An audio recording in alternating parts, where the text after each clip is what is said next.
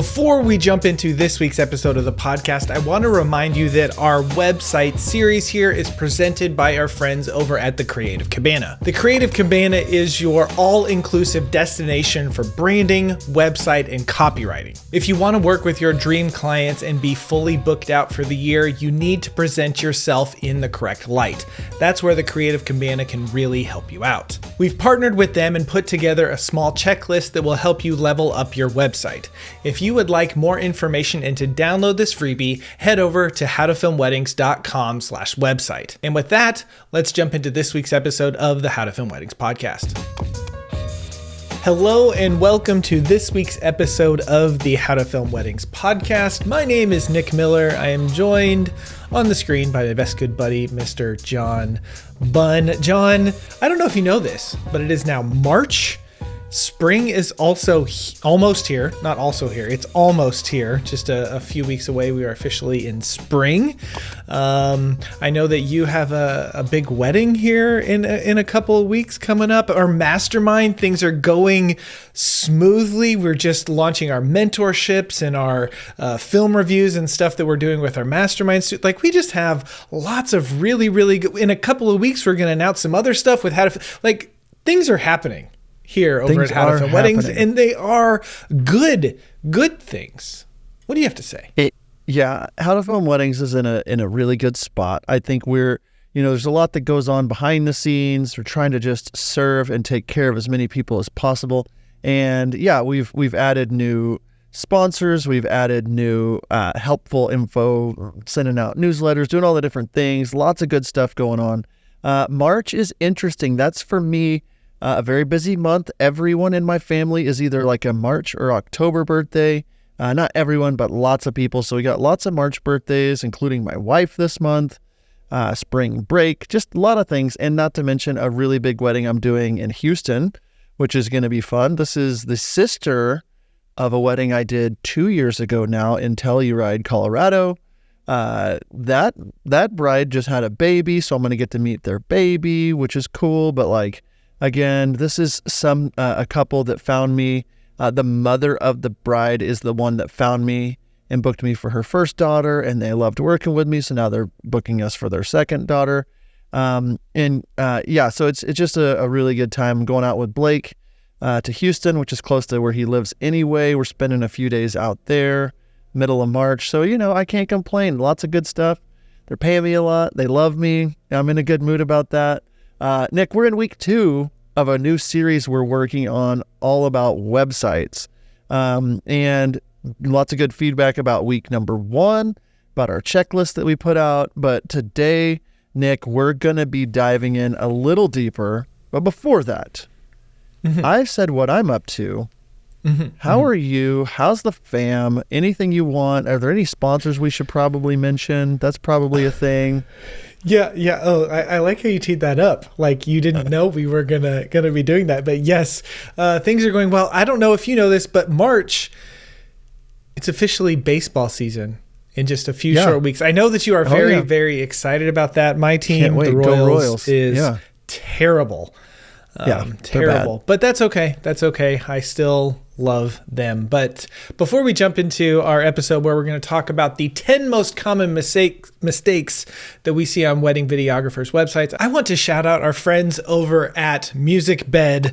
You guys, today they are launching a brand new thing where if you are a new member, you can sign up for a 2-week free trial, and you can actually use 3 songs in up to 3 different projects 100% for free in 14 days. So if you're on the fence about whether getting a subscription or not, I highly recommend that you guys check this offer out. We have more information over at howtofilmweddings.com/musicbed. They are updating their websites. And one of the really, really cool things that they just added is they have put both the key and the BPM right under the song. Musicbed is doing so much behind the scenes. I have exclusively used them since, 2015, 16, somewhere in there. I've been exclusively using them for like 8 years. I love them. I believe their music is the best for what we do as wedding professionals. So again, check out howtofilmweddings.com/musicbed and grab your 14-day free trial. What? Yeah. one thing that I can say is we've gotten to know the team over at Musicbed, Daniel, the CEO. They are working hard, not only on our side, trying to get just like the best music for us, but they work really hard on the artist side to take care of them. And a lot of work goes into providing just such an easy service. I've been using Musicbed since they started. You couldn't license music really until Musicbed came out and stuff. And so, yeah, I've been using them exclusively as long as they've been in a business, and have used their subscription ever since they created the subscription. So yes, we love Musicbed. Head over to howtofilmweddings.com/musicbed to grab a free month off of a yearly subscription today. Thank you, Musicbed. And Nick, you mentioned it. 10 most common mistakes we see on wedding videographers' websites. We are in the middle of a 3-week series all about websites and how we can get them to be better and how we can take them to the next level. And in no specific order, we're going to walk through 10 common mistakes. And we wanted to start out with number 1. Nick, I'll let you say it. Number 1 mistake we see. What is Number 1 is going to be lack of personality. And more specifically, when we mean lack of personality is in doing a lot of mentor sessions that we have done, we spend time talking to people about their websites. And the number 1 thing, this is probably number 1 because it is the number 1 thing that we see, is that there is a lack of you as the business owner on your website. There are not many headshots. There is not much personality, meaning we see a lot of stuff where people just, I went to school for this, and this is what I do, and this is what I do, but there isn't much personality with that. And so what we recommend that you do is have some headshots. What is something that is going to be memorable? We did a mentor session a couple years ago. I'm sure John remembers this. He was probably going to say it, but I am going to steal the story. There's a couple from Wichita, and there's a photo there's a husband and wife team, and the photo of the husband was laying there on his couch with his cat. His hair was messed up, but it was just a really good photo of him, but also with his cat. And it kind of showed off, one, that he was a cat person, one, that he doesn't mind having messy hair, just kind of how he was laying. It just said a lot about him. And so the imagery that you have on your website should look professional. It should look well done. It should make you look like who you want to present yourself as. But again, you need to have more imagery on your website about you that really shows off the type of person that you are and the personality that you have.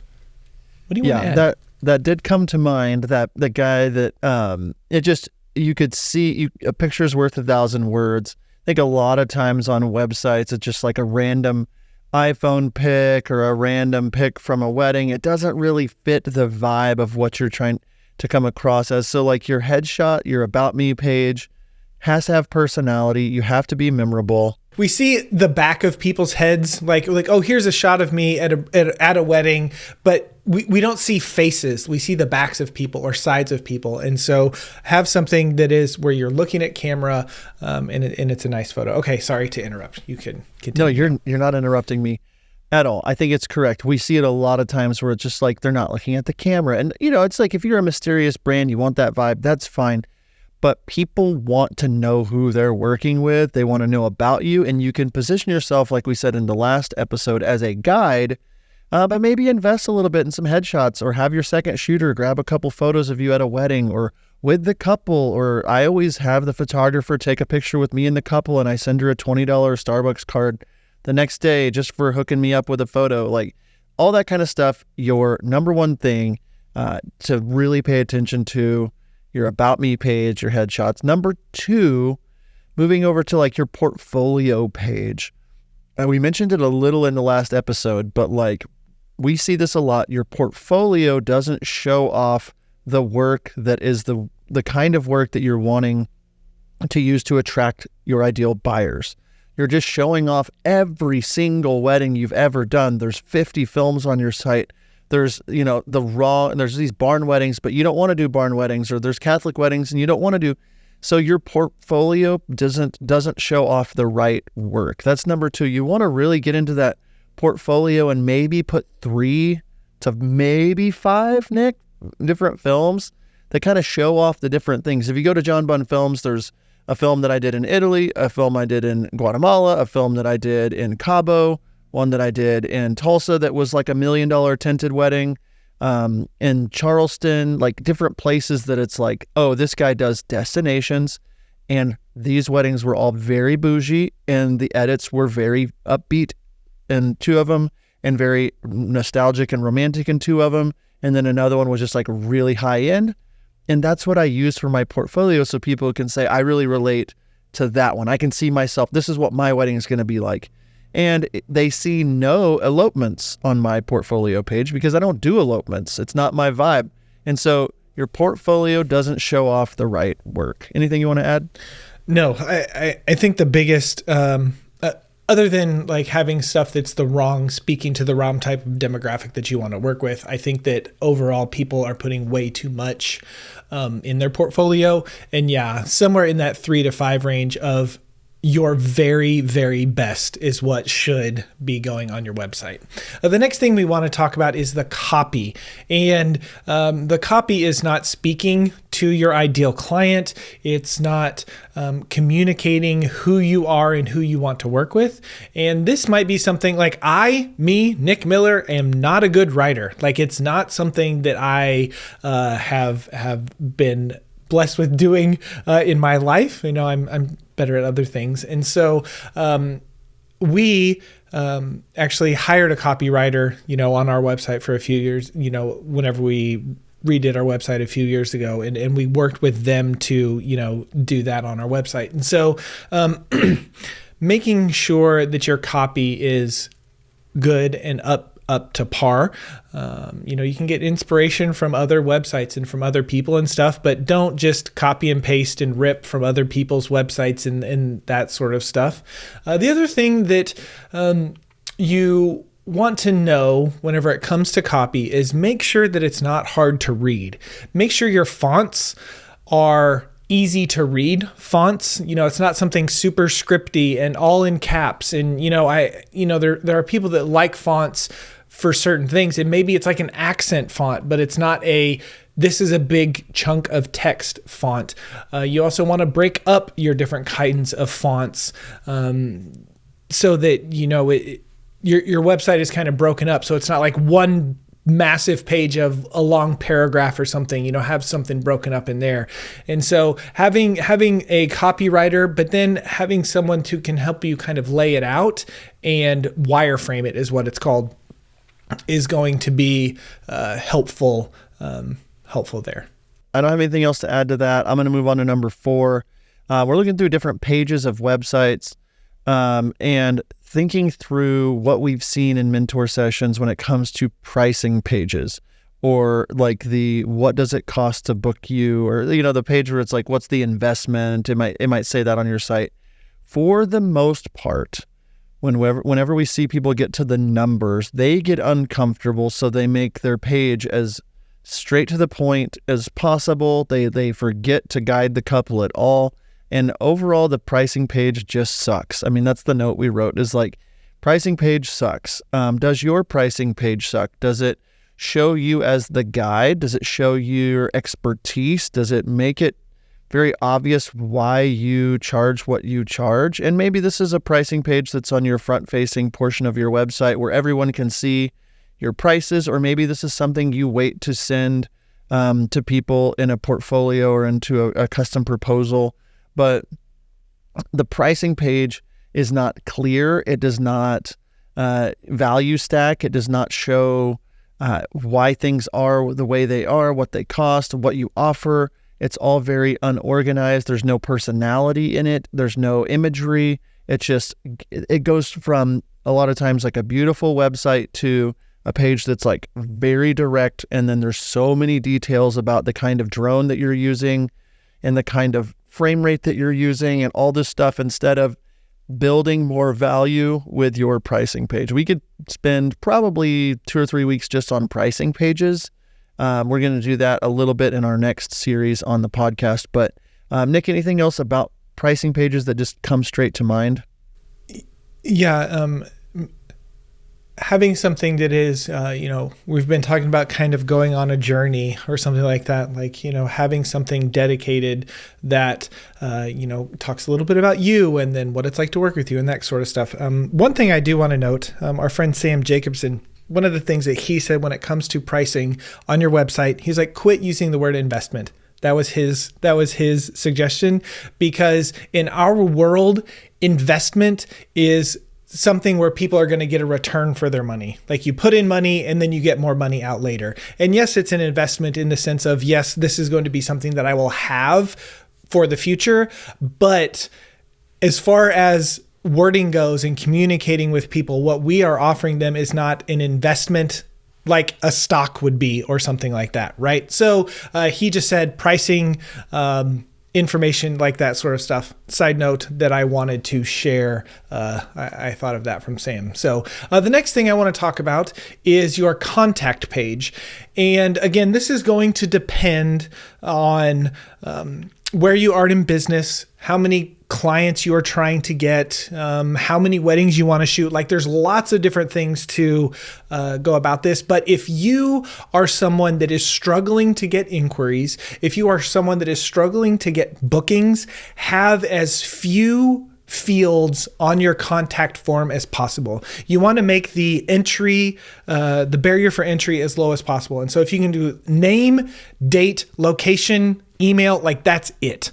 Okay, just really, really small. And if you have less fields, you are going to probably get more people fill that out. Now, if you go to my website or John's website, you can see that we have a lot of information on our contact forms. Again, that is intentional because we know that we are speaking to a person that if they want to work with us, they will fill it out. And we are not trying to shoot 15, 20, 25, 30 weddings a year. We're limiting that to 10 or less. And so it's just intentional. So your contact page probably has too many fields. And the other thing is we see that your contact page is often neglected.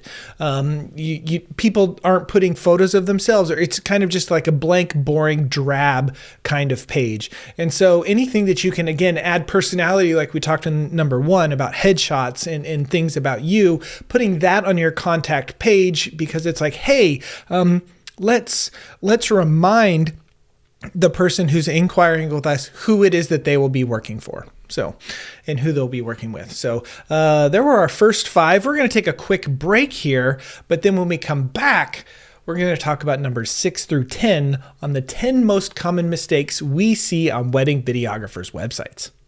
Are you looking to up your game when it comes to delivering your wedding films? Are you tired of sending out a YouTube or Dropbox link? Stand out from the competition by delivering your films in a way that will make your couple say wow. And you're going to be thanking us because we have put together a list of the best platforms to deliver your wedding films over at howtofilmweddings.com/delivery. That's right, we have a list of approved delivery services right at your fingertips at howtofilmweddings.com/delivery.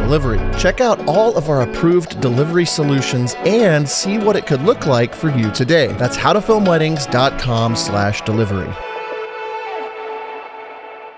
All right, we are back from break talking about today, Nick, the 10 most common mistakes we see on wedding videographers' websites. We're in week 2 of 3 on a series all about websites. Let us know if you like this format, where we have a few weeks in a row talking about specific topics so we can go a little bit deeper. We've already talked about our first 5 things. Your headshots and about me page is number 1. Your portfolio doesn't show off the right work, number 2. Number 3, your copy is not speaking to your ideal client. Number 4, your pricing page sucks. I'm just saying. And number 5, your contact page has too many fields. Moving into number 6, Nick, one of the things that I think that a lot of us are really bad at doing is what we would say no calls to action. There's no easy pathway that you've laid out on your website to get people to go from being introduced to you all the way into your contact page, or a way for them to give you their information so you can start to build that relationship with them. Calls to action could look like a free download, a free guide, some kind of thing off to the side where they can join your list. It could look like next to a photo of you on your homepage, learn more about John, or like learn about my approach, or something like that, where you're calling them to take the next action. And when you lay out your website, you should have a desire where you want people to end up either on your mailing list or reaching out to you, or knowing that they're not the right fit and that they do not want to work with you. And that's okay. Attract and repel. But without calls to action, people just randomly skim. Hopefully they find they land in the right spot. But, every couple of sections of your website, depending on how it's laid out, they should be able to click to see more of your work, view the films, all that kind of stuff. That is where you want them to be, is taking action instead of just showing up and being like, whoa, there's a lot of information here. It's overwhelming. You should naturally want their eye to be drawn towards whatever it is when you go to your website. The first thing people see on desktop for me is a hero header video, has some of my best imagery on it. And then copy starts to happen. And then between section 1 and 2, there's an overlap of one photo into the next section. So it naturally draws you to want to start scrolling. And then there's a little bit about me or the way that I do things. And then you can click calls to action to get you to learn about me. And hopefully you can draw people in. They can get lost a little bit in your website in a good way because you've guided them exactly where you want them to go. Nick, what do you have to add about calls to action? Yeah, I think that we are scared to ask people to hire us, and we are scared, we are scared to ask people to hire us, and we are scared to kind of move forward in that. And so, you should have some sort of call to action on every single page of your website, whether it's to book with you or to read a blog or to check out a video or something that they should do to continue that journey. You should have a call to action on every page of your blog. The next thing I want to kind of talk about is I kind of said that your website is Frankenstein together. And what we mean by this is that the branding is all over the place. And typically this is going to be, we've seen this more on people that are newer, that have only been doing this for, 3 years or less, where it's kind of like, okay, I have this kind of website and I kind of put some stuff together and they're like, ooh, I like this font over here. And so you're just kind of mix matching things together and kind of just piecing stuff together as you're going along because you're running a business and you're just like, this looks good. And so I'm going to do it and I run with it. But then after a while of doing that, if you kind of take back and you look at everything, it's not super cohesive and your brand is all over the place. And maybe you started with one logo, you kept the same name, and then you changed your logo, and now the thumbnails on your videos are 2 different logos with the same name and different fonts or something. And so making sure that everything is cohesive, it's going to make you look way more professional. It's going to make you, put you in a better light. So kind of go through your website and make sure that everything is cohesive. You should have one thing that if you've worked with a brand designer, you should have some kind of branding board or something, a style guide where, these are the kinds of fonts I use, these are when I use them, these are the colors and all that kind of stuff. So having a good template, knowing what you should do is a great step forward. John, what's next? Yeah, on the list, number 8, there is no clear target. You are aiming at nothing. And as Zig Ziglar says, if you aim at nothing, you'll hit it every single time. I think or if you're aiming at everything, you can hit nothing. Is kind of the opposite way of saying, if you're just saying, I film weddings, like how are you going to ever book your dream clients, the work that you're excited about, that you are intentionally aiming for? If there's no clear target and you're just saying, I film weddings, here's some of my best work, instead of, you can literally say, wedding films for the fill in the blank, the hopeless romantics that care more about, heirlooms than they do about Instagram reels. I don't know, like you could say the opposite, you could whatever, but there's no clear target. Your copy doesn't clearly target people. your imagery doesn't clearly target who you want to work with. Like for me, I've said it, I'll say it again and again, but like you're not going to find elopements on my website because that's not my target. There's nothing wrong with that. And I used to feel like I have got to be everything for everyone because I'm a people pleaser. And so I want everyone to love what I do. I think our websites need to attract and repel quickly for people. I want people that shouldn't be inquiring with you to be running from you whenever they get to your website. I mean, that's the point, is we want people to be attracted to us and want to go further and learn more. And it's the whole idea with the clear target, make it easy for them to take the first step toward you and the next step toward you and the next step toward you. So the clearer the target is, the clearer you're going to appeal to the ideal buyer. So make sure you have when you look at your website, maybe have somebody that's not in the wedding industry or another wedding filmmaker, whatever, somebody go through your website and say, hey, I want you to write down who it is you think that I want to work with based on my website. What kind of money do they make? Where do they shop? What stage of life are they in?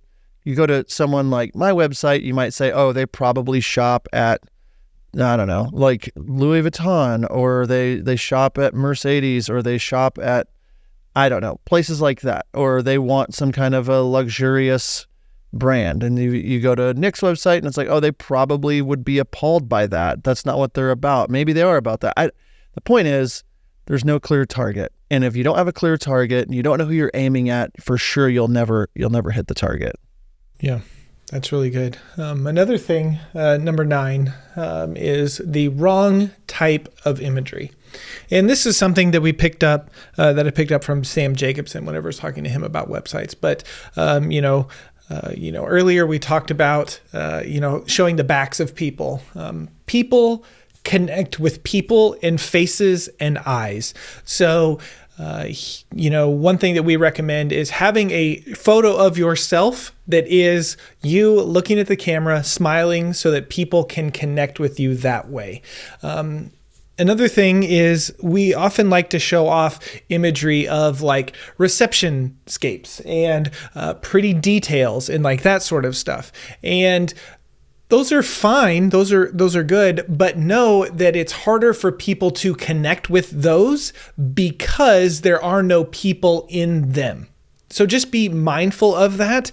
And if you're going to use massive header real estate space on your website, maybe put people's faces on it. Show the types of emotion that you really want to capture. If you're more of a hype, party, high energy kind of editor, then maybe your header photos and videos should be way more of that kind of stuff rather than a pretty landscape. Now, again, this is going to depend on the type of brand that you have, the type of clients that you want to reach, but make sure that the imagery that you have fits with where you want to go and imagery that can connect with people. And the best way for people to connect with you and your work is to show people rather than pretty details. Not saying there isn't a place for pretty details, but people are going to connect with people a lot more. Yeah, and I will add to that because I think it's interesting as I've really started to raise my prices more. Like, my social media, I'm showing a lot of stuff of like the bride the mom helping the bride get in her dress and the emotion of that, and that being something that appeals to people and attracts them. But then also as somebody that is aiming for a more luxurious client, there are banners and different things on my website that is like a most beautiful tablescape without it being too close, like a wide shot of a beautiful reception, so that people can see, oh, this guy does really nice weddings. And so the imagery needs to be intentional more than anything.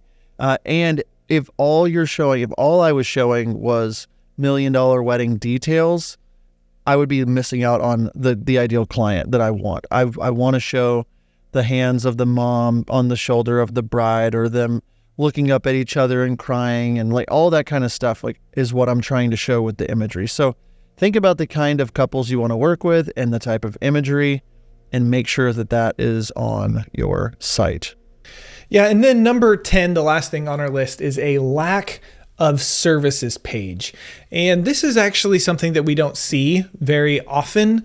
You just listing out the things that you offer as a filmmaker, as you offer. And this is really leaning into your expertise and not just what you do, but how the things that you do really can help your client, for the people that are reaching out to you. Now, this is something that there are some people that have this public, but there are also people that kind of combine the service page idea and the pricing page idea into one. And that's not like a public page on their website, that they share that kind of after they communicate with couples.